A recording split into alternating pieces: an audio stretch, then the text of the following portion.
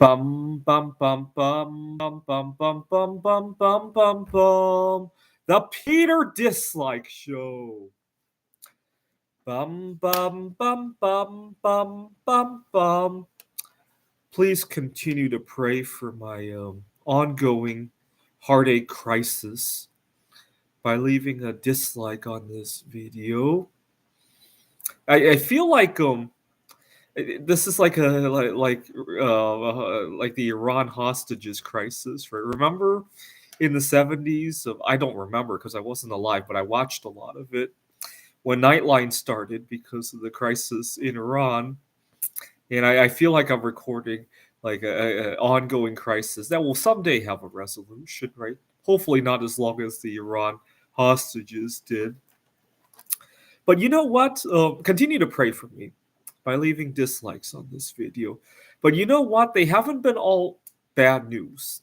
There have been at least 3 or 4 benefits from the ongoing heartache crisis, heart hostage crisis negotiation, if you will. The number one biggest benefit is obviously the art projects and my day job have really benefited from that because I've been hiding out in those things to escape what's been going on, right? You guys saw the art projects that I've been doing. Although yesterday I got really frustrated while working with Legos because I really wanted to put something together to take some photographs, and none of it went right. And so I ended up smashing all the Legos and having to start over again. But even that wasn't the end of the world, right? I get to start over again at least.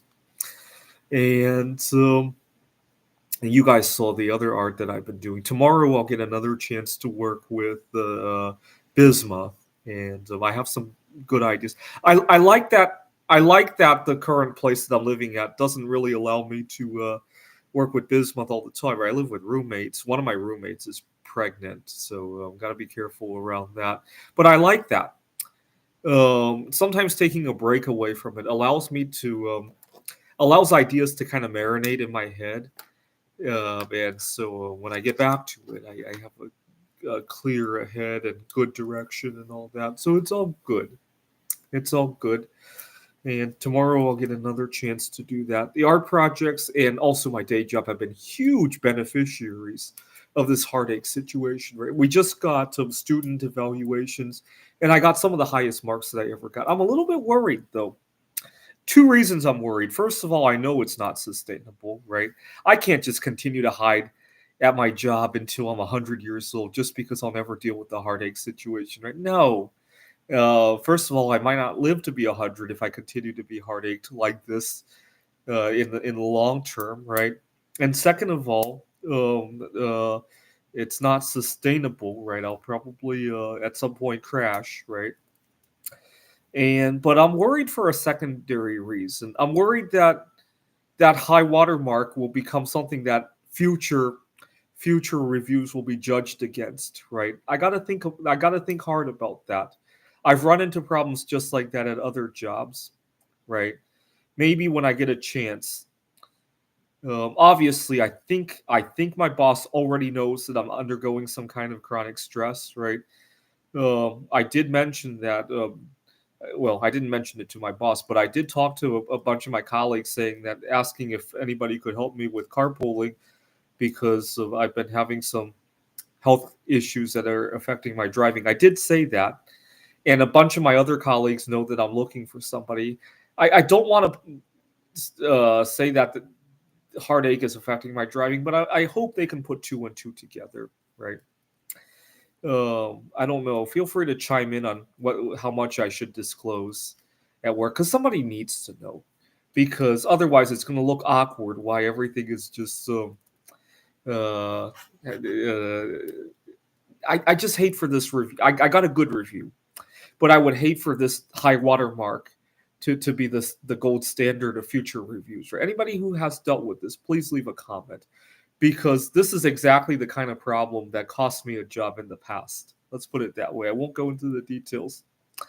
But and whatever the case is, a good review probably shouldn't hurt, right? Obviously, the students really love me now, but unfortunately, The students don't know why I've become their best teacher they've ever had, right?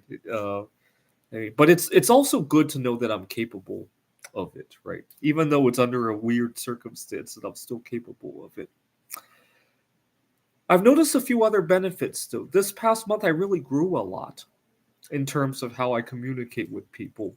I used to be really afraid of asking for any sort of favor, but this month I asked for quite a number of favors. First, the driving situation that I asked today, even though I didn't get it, I've learned when I ask colleagues or anybody else for a favor and they say no, it's not a complete loss. Why? Because it might be no today, but it's planted a seed that this is something that benefits me, right? So when I asked, there was two colleagues I asked today about the rides, and then there was two others that I asked if they knew any girls that they would think would be compatible with me. And no, I didn't get any result from any of those four asks today, but I really do think that I none of those four people have completely written it off, right? And so that's good. I've learned that um, when you ask and the response is no, it's not a total loss, right? It's not a zero return, right? So imagine you put money into a slot machine and you get nothing out of it. The money's gone, right? With asking for favors, it doesn't behave that way, right? You can plant a seed, and most people will feel like they owe you something if they've said no, and they reluctantly said it, right? I've gotten favors after no has been said before, right? And so speaking of dating, there have been times where I've asked somebody out on a date, and the immediate answer was no, but it still planted something for the future, right? So it's not a complete loss, right? And so made me a little bit more bold, having that push to go ask for stuff, right? Otherwise, it's very tempting to hole out at home, pouring bismuth art, building Legos, writing computer games. And when you have it too easy, it's easy to do that. I used to think, why are some people so lucky and they can meet their perfect life match when they're 13 years old, never have to worry about that again, and never have to deal with the dramas that come with that again. No, that might not be so lucky after all, right? That's kind of like the equivalent of a country that just happens to have a lot of gold or oil or diamonds or bismuth under their feet, right? They don't have to work hard for any of that stuff. That's kind of the equivalent of that, right? It might not be so fortunate after all, right? The other thing that's great about this current crisis is that it's kind of humbled me, right? I don't take anything for granted anymore. After all, this whole saga of mingling with people here has been fraught with disappointments and last minute changes, right? I'll think that I'm finally going to get to meet somebody, and last minute it gets canceled, they don't show, and all that. And it's maybe it's humbled me, right? I don't take anything for granted anymore, right? Nothing's a given, right? So when I go to the art show, I no longer feel top of the world anymore, right? I got to work hard, even if I feel confident I'm going to make a killing this time. I still can't be too confident, right? It's kind of humbled me. Also, finally, I took a break from driving my car because, can you believe it? I just sat down to write down all of the near miss car accidents that I had this past week. I had 8 near misses in the space of a little bit over a week. Can you believe that? And I took a break away from driving, and it's allowed me to explore quite a few other things, right? Today, I walked to the office and walked back. It's about 3 miles each way. And during the way, as I'm walking, I see other people and I say hello. Right, that's not a total loss either, right? And some people were walking their dogs. That was nice to see. Just explore a little bit more, right? I don't feel comfortable driving anymore. I wonder what the blood alcohol equivalent is for my current state of mind, right? They say that if you text to drive, it's like driving with a 0.15, right? For me, it's probably more like 0.2, 0.3, right? All right. So right. So really distracted and can't focus, right? Now imagine you lay your sleep deprivation on top of that, right? Because sleep deprivation has the equivalent of what, 0.1 alcohol And then you add on top of that all the distractions, all the chatter that goes on in my head, right? Not good, right? So I took a break away from driving and I explored a little bit more. But I no longer think it's a huge blessing to have everything handed to you, right? So I used to be really envious of. I have a few high school classmates who married their high school sweetheart, and I used to be really envious. They have it all handed. They don't have to spend their adult lives worrying about networking with other people, worrying about going to meetup.com. They never have to join a dating website. I used to think that they were blessed, right? But now that I think about it, having to do all those things really helps me grow, right? It's kind of like the equivalent of not of a country not having bismuth underground, right? They actually have to work hard for it and grow, right? This is the Peter Dislike Show. Bum bum bum bum bum bum bum bum bum bum bum bum.